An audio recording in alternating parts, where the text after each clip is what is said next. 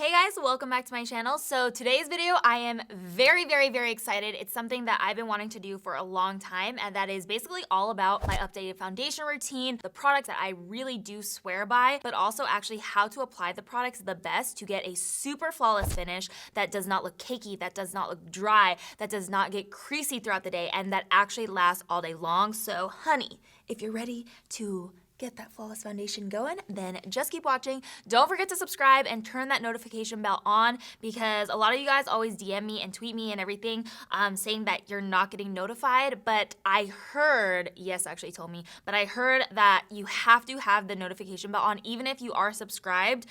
Supposedly it does not notify you, and you have to have the bell on to get notified, so make sure you turn that on, and let's get started. Okie dokie. All right, guys, so first step, well, let's do a pre-step first. Moisturizer slash skincare is really important for any kind of facial makeup application. When you're taking care of your skin, your makeup is obviously going to look better and smoother. And when you're, at least when you're being proactive about your skin and not just like falling asleep with your makeup on every single night like I used to, or using, products that don't agree with your skin that well, but you want to use them up, like stuff like that is not the bee's knees for your skin. So taking care of your skin before even makeup application is rule number one on how to get that very flawless finish for your face. But I'm sure you guys kind of know that for the most part. Step 2, and kind of the first step of the actual makeup application, is primer. Some people don't believe in primer. I personally think primer is probably one of the most important things. I notice a huge difference when I don't use primer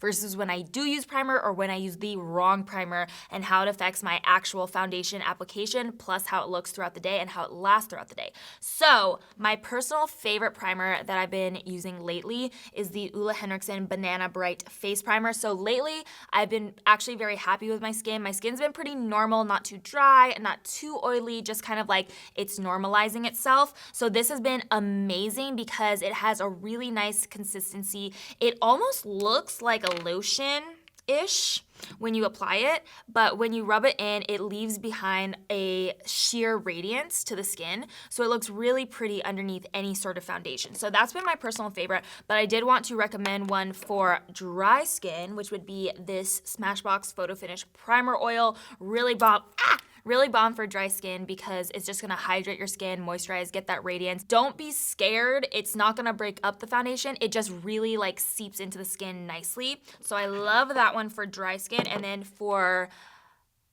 oily skin, you wanna go, I don't know why I'm holding two, but you wanna go with something like this, which is the Maybelline Master Blur Stick. Stuff like this is going to fill in your pores, mattify the areas that you're applying it in. So if you have oily skin, this is like your best friend. Boom, boom in the T-zone, boom, boom on the apples of the cheeks and around the nose area, all over the center of the face. It's a lifesaver. Even if you do have like combo skin, you can do like a mix of these. For a long time, I was doing this with a pore filling primer, like this around the edges of the face where my skin was more dry, and then where I would get oily, I would use a more mattifying or pore filling primer. So those are my top 3 suggestions for you guys for primers. Whoa, what is all this happening under my chin?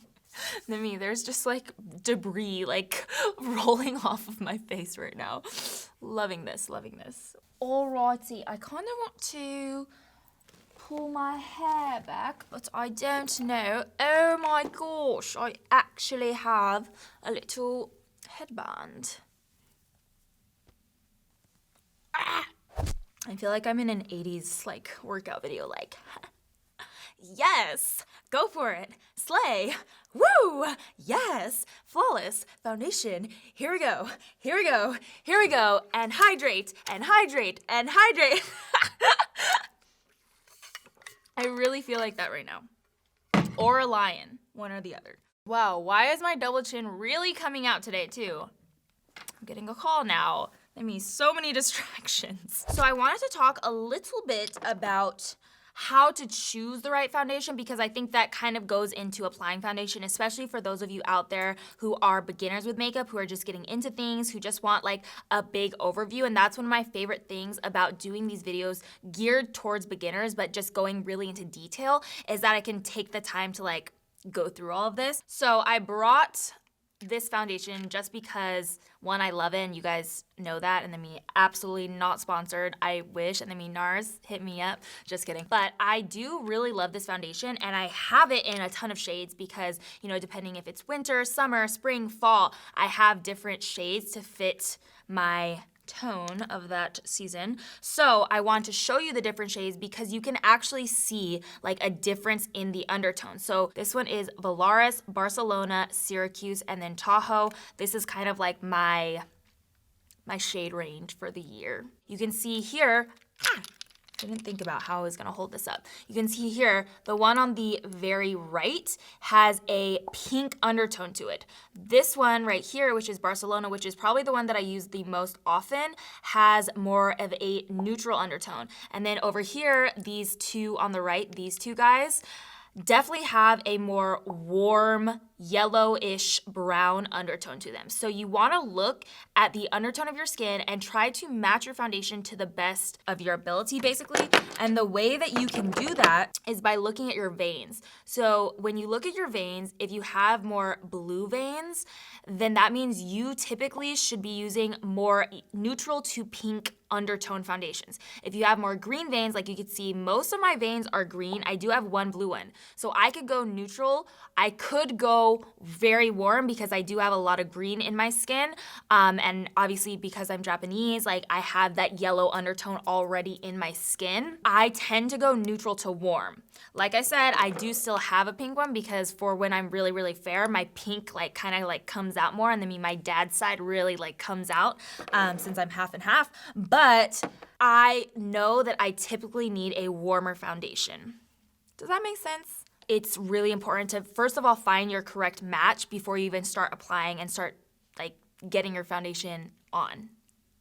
So getting into the actual application part of things, I always put my foundations on the back of my hand or on a palette if you want to be super professional about things. But I always go with the back of my hand, and then I will take some sort of flat foundation brush. I start off with a very light layer. Very, very light. If you build it up right away, if you just plop it on the side of your cheek, that's when it can start to look very cakey and very heavy, because when you're layering on in small sections, it's never gonna get like that. Like, think about like a cake. Like, you wouldn't just glob on a bunch of frosting onto the top and then like try to like blend it together and try to make it flat. You go in layers. Like, you really, I personally, if I really want my makeup to look flawless, I will really take my time blending, applying. See how thin this layer was? There's no cakiness, and I'll even go in sections. So I'll start to blend. Damp Beauty Blender, definitely a plus, or Real Techniques if you want to have a drugstore option. Also, if you want a drugstore option for the foundation, Maybelline Fit Me has been my ride or die for years. So I always, always, always recommend that one to people, and it's pretty much great for any skin type that I've seen. I've used it on people with dry skin, oily skin, and normal skin, and I personally I've like weirdly had all of those skin types within the past couple years because my skin continuously changes depending on like what I'm eating, where I am, if I'm traveling a lot, all those factors. And wherever my skin is in its little cycle of like going back and forth between oily, normal, and dry, I can always use Fit Me or this NARS one. This NARS one is bomb. And I think it's important also to use enough foundation, as weird as that sounds. I did probably about 5 to 6 pumps of this foundation, and then picked it up with my brush. But I have like quite a bit of product on my hand to be working with, because one of my friends, and then me, Alyssa, you know who I'm talking about, she actually inspired this whole video because she was like, I watch all these makeup videos and I still don't really know like how to apply my foundation correctly.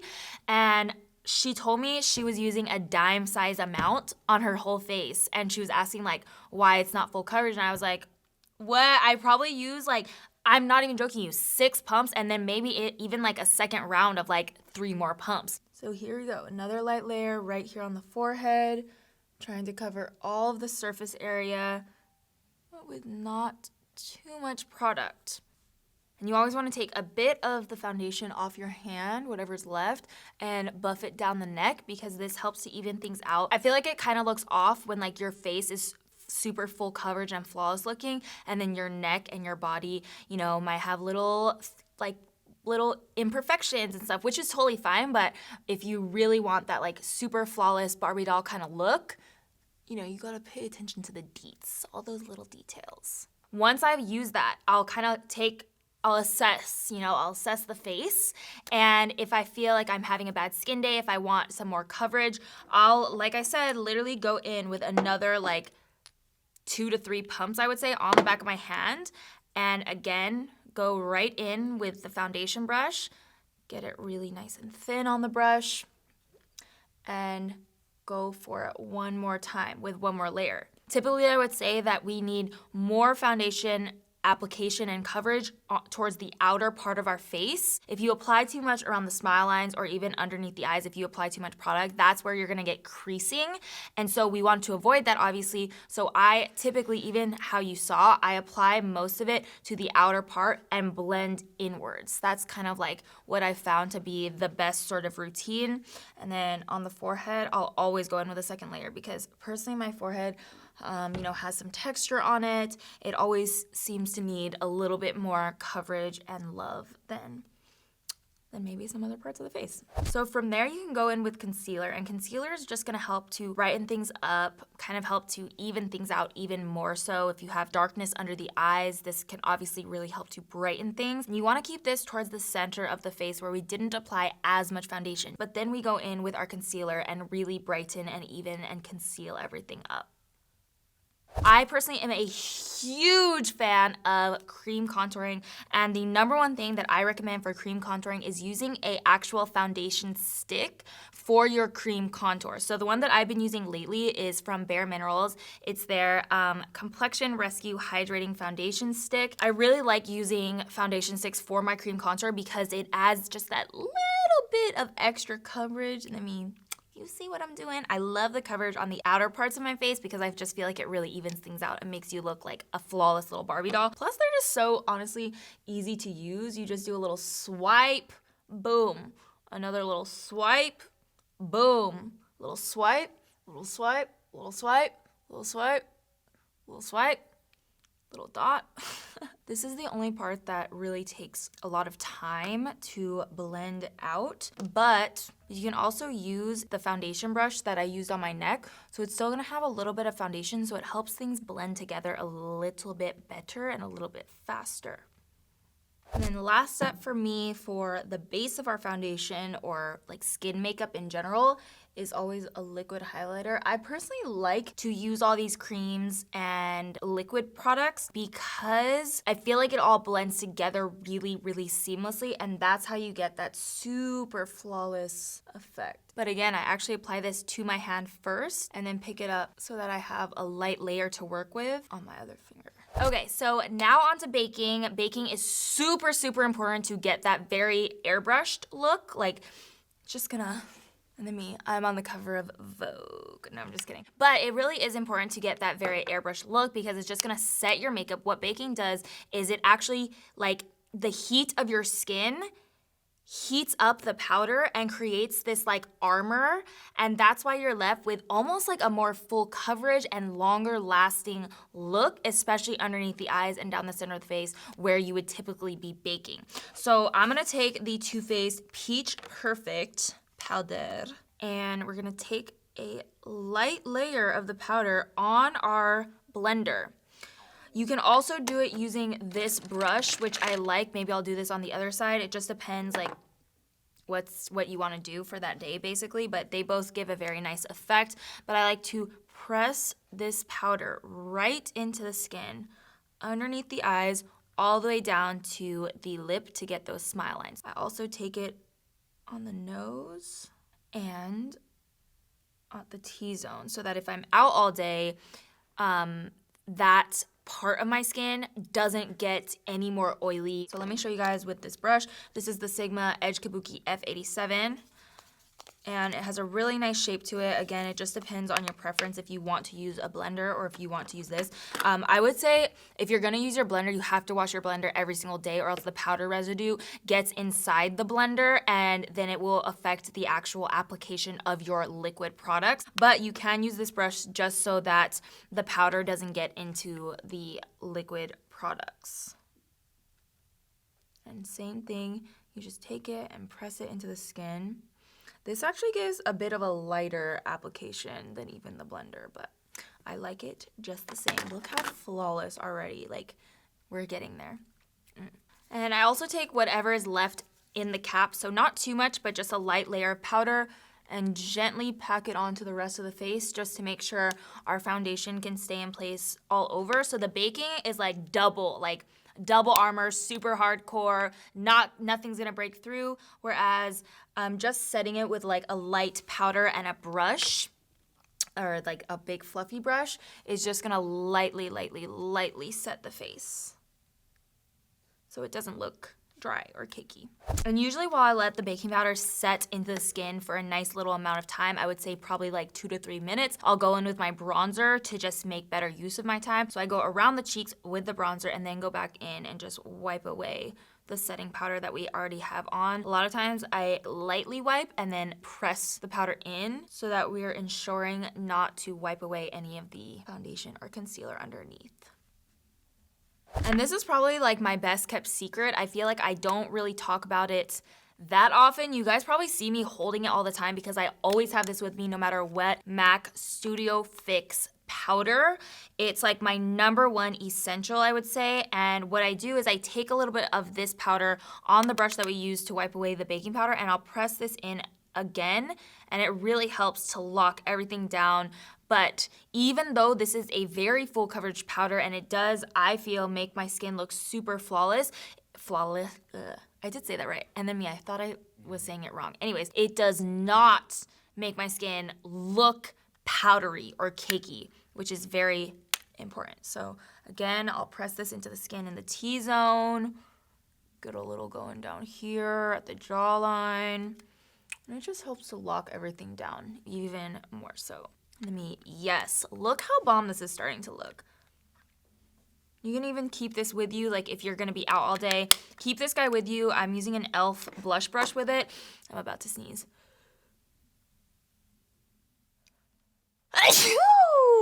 Good thing I locked in my foundation already. Then we're gonna apply some highlight and some blush. We're gonna go in with some Fix Plus. In my opinion, I feel like there is a difference between Fix Plus and actual setting spray. The #1 thing that I will say about this product, which has made it such a ride or die product for me, is that when you apply it, it melts the powders into the skin. Like, it really does work. So we're gonna go in with Fix Plus. You can tell that I love it. I've probably gone through like 10 to 20 bottles of it this year. I know this seems like a lot of like wetness on the face right now, but that's what you want, to melt the powders in and really let it dry. Like, do you see how everything just kind of like melts together? Everything looks smooth, everything looks like blended. Fix Plus is a lifesaver. You have to try it if you have not already. I'm sure a lot of you guys have tried it because it's just so good. Like, it just melts everything together like mac and cheese, like melty cheese on the mac and cheese. You know what I'm trying to say? That being said, if I am gonna be like out all day, like if I was at Coachella or if I was, you know, like doing something like that where like I know I'm gonna be like out in the sun all day long, I'll actually also go in with a setting spray. And this may seem excessive, but I really do believe that they do separate things. Like, I love Fix Plus so much because I feel like it just melts everything together, and for a day-to-day basis, that actually might be enough for most of you guys. But if you're gonna be out all day and if you really want your makeup to last, Urban Decay All Nighter, such an OG, but so worth it. I'll go in with a layer of that too. And this just helps to, once again, melt it together a second time, but actually help the foundation and all of your base makeup last all day. All right, guys, so there we go. This is the finished look. Pretty much everything that you would want out of a foundation routine. Full coverage, it's glowy, it's dewy, but it's still set really well, so it's gonna last all day long. And on top of that, you're getting that very like flawless look. All right, guys, thank you so much for watching. I hope you guys enjoyed this video and just getting to know kind of like my full in-depth foundation routine and also some really great tips for those beginners out there. If I have to say like specific things that you guys like that are just like necessary, it's definitely a good primer, definitely a good foundation that works for your skin type. You guys know my recommendations already. And MAC Studio Fix Powder Foundation, so bomb, such a necessity for getting this very full coverage, flawless look, and also Fix Plus. Don't forget to subscribe down below if you want to see more videos, and also let me know what else you guys want to see. Love you guys so much. You're beautiful inside and out, and I'll see you next time. Bye.